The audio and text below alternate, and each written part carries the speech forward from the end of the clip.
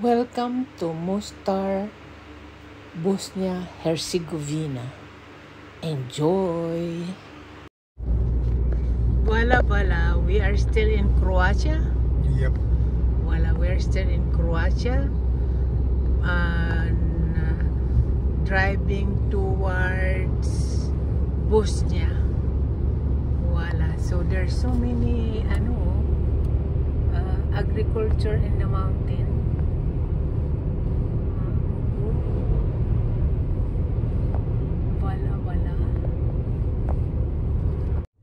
Bosnia-Herzegovina is a country on the Balkan Peninsula in southern Eastern Europe. Its countryside is home to medieval villages, rivers, and lakes, plus the craggy Dinaric Alps national capital, Sarajevo, has a well-preserved old quarter, Baskarsiha, with landmarks like 16th century Gazi, whose Rib Bey Mosque, Ottoman-era Latin bridge, is the site of the assassination of Archduke Franz Ferdinand, which ignited World War I. Ang Bosnia ay isang country sa Southeast Europe, situated sa Balkan Peninsula. It borders Serbia to the east at Montenegro to the southeast and Croatia to the north. Ayan, so mas malapit lahat ang mga country na to. Wala guys, andito na kami sa highway papunta ng Mostar, Bosnia, Herzegovina. Ayan, so yung road trip, ito ang road trip natin. Galing tayo sa France, Italy, Albania, Montenegro, tapos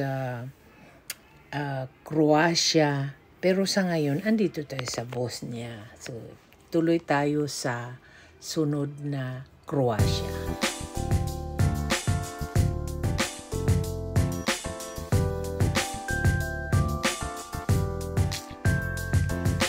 Alam nyo guys, lagi akong excited sa mga bagong country na madidiscover namin. Kahit hindi namin maikot ang buong Bosnia, pero karamihan ng mga turista pumupunta sila sa Sarajevo. Kami naman iba dahil marami kaming mapupuntahan na mga neighbor country nila, katulad ng Montenegro, katulad ng Croatia, tapos Albania, galing kami sa Italy. Tapos bawat country, Bosnia, Montenegro, iba-ibang city ang pinupuntahan namin. So ngayon, dito tayo sa Bosnia, Mostar. So alam niyo guys, ang Mostar ay isa sa pinaka-importante din na city dito sa Bosnia. Ang kalahati nito ay Muslim side, ang kalahati naman ay Christian side.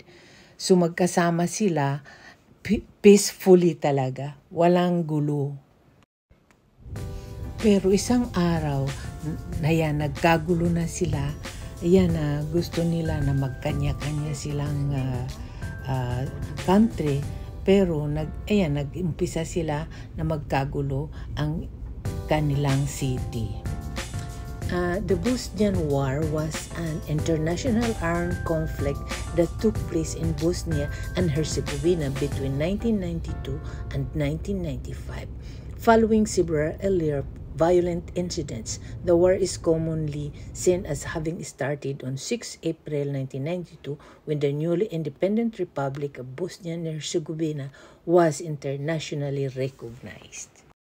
So marami sila ditong nangyayari kaguluhan noong 1992 to 1995 kasi gusto nila na magkaisa na naman between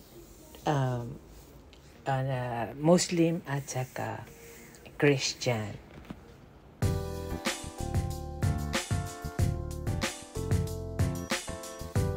So ayan guys, Dito tayo sa Mustar. Itong Mustar, ang kalahati Muslim, ang kalahati din Christian. So sa kabilang tulay, doon ang Muslim. Sa kabila namang tulay, dito ang Christian. Tatawid ka lang ng tulay, nandoon ka na sa Muslim side. Pero pagdating ng araw, kasi masaya silang nagsasama na parehong mga relihiyon, nagkagulo sila. Nagkagulo ng ang kanilang kanilang bayan. So ang tagal ng kanilang kaguluhan dito, pero ngayon peace na sila, okay na ang country nila.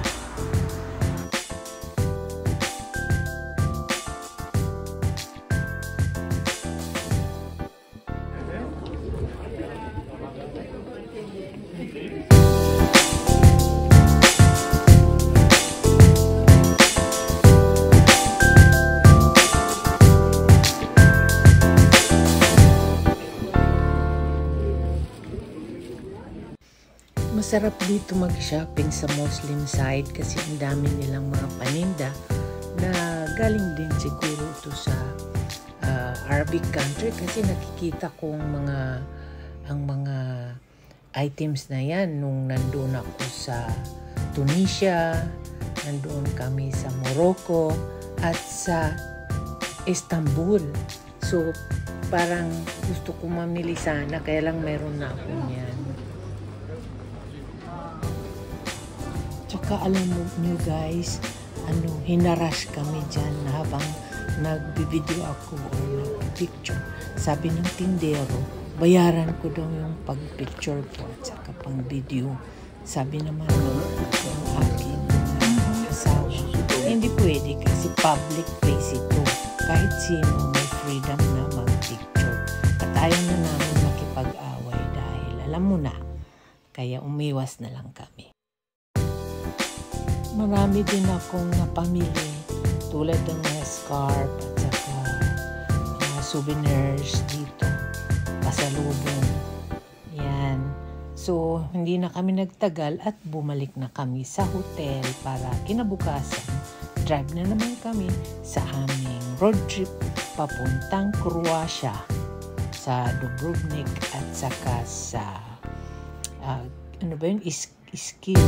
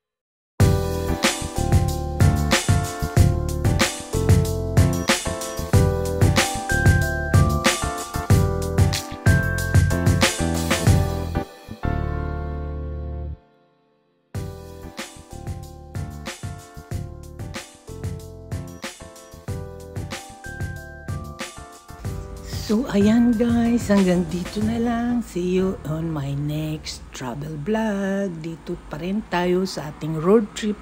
Papunta na tayo balik sa Croatia. Ciao, ciao!